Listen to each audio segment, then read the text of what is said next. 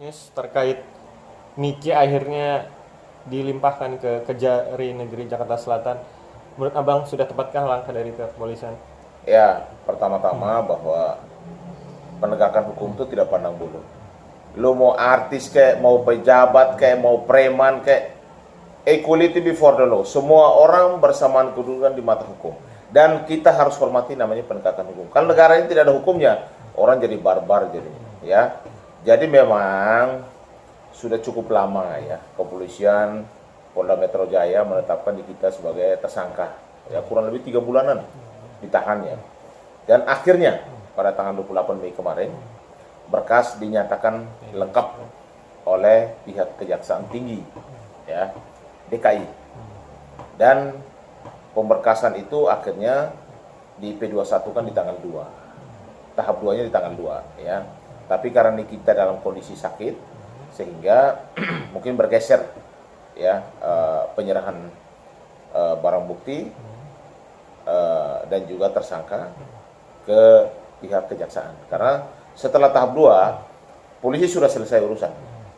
Dari lidik, sidik sampai tersangka sampai P21 tahap 2 tugas polisi sudah selesai.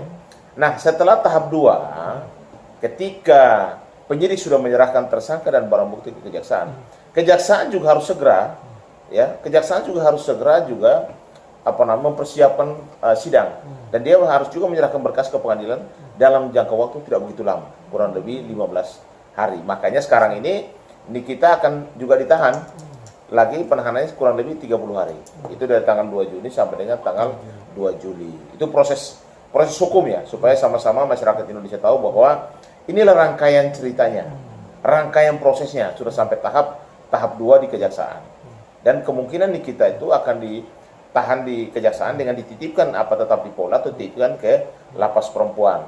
Ya, itu proses hukum yang artinya bahwa dalam proses penyelidikan sampai penetapan tersangka,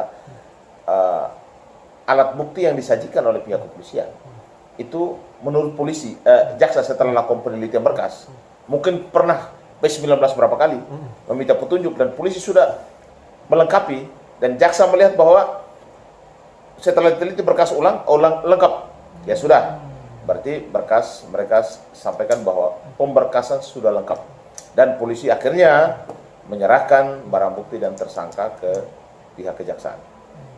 Bang, untuk jangka waktu 3 bulan itu termasuk on the track atau lama Bang Ya. bagi kasus ini?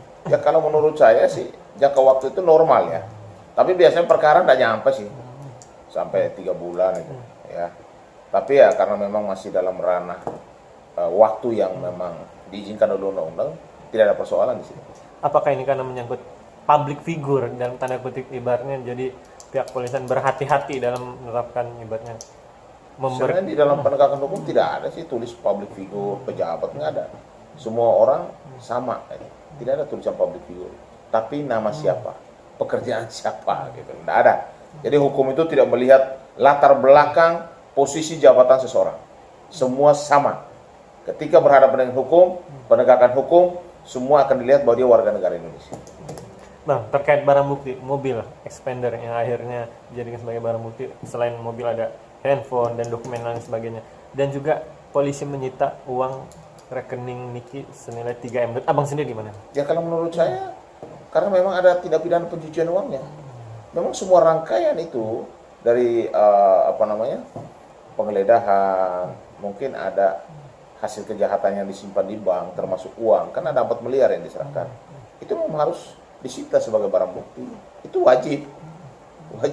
Kalau misalnya uang tersebut ternyata sudah dipakai beli mobil, pakai beli aset, itu pun harus disita. Karena itu kan namanya tindak pidana pencucian uang. Hasil uang kejahatan yang dicuci berupa bentuk barang bergerak atau tidak, itu harus disita oleh negara. Termasuk mobil yang expander yang dibawa Mail untuk membawa duit beberapa ya dari Reza, itu termasuk. Kalau itu barang bukti, artinya apakah mobil itu dibeli dari hasil kejahatan atau tidak. Kalau memang tidak, ya kembalikan mobilnya. Bang, akhirnya Niki tadi dipindahkan ke Kejari Negeri Jakarta Selatan. Terus dia ketemu awak media dengan tersenyum dan bilang gimana kalau nanti ada tanggapan terkait Reza, dia bilang lihat nanti kita ketemu di persidangan. Karena di persidangan kata tim kuasa hukumnya itu Bang Fahmi bilang ini akan menjadi pembuktian siapa yang benar dan siapa yang salah. Di persidangan nantilah hakim yang Kalau saya apresiasi ya seorang Nikita Mirjani itu mentalnya cukup kuat ya dalam menghadapi proses hukum ini, dan ketika dia tersenyum dalam menghadapi proses, mungkin dia pikir bahwa dia akan buka semuanya di proses persidangan ya. Dan saya himbau kepada tim pengacara Nikita, lakukan tugas kalian secara profesional, bantu Nikita, hadirkan saksi, hadirkan ahli, hadirkan alat bukti, meyakinkan majelis bahwa Nikita tidak bersalah. Itu harus dilakukan oleh PH.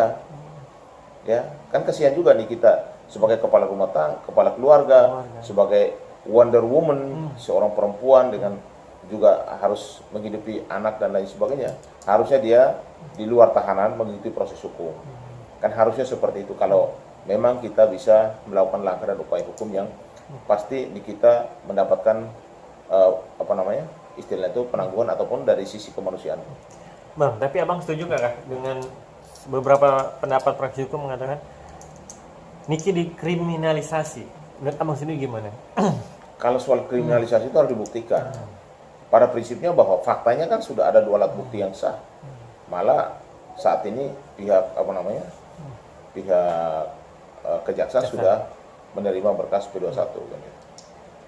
Kalau terkait kasus ini sepertinya dipaksakan beberapa praksi hukum kayaknya dengan pasal-pasal yang berlaku dengan yang menjerat. Kalau dipaksakan sih tidak, karena kan polisi bekerja profesional ya berdasarkan rangkaian dari lidik, sidik dan juga alat bukti yang mereka hadirkan.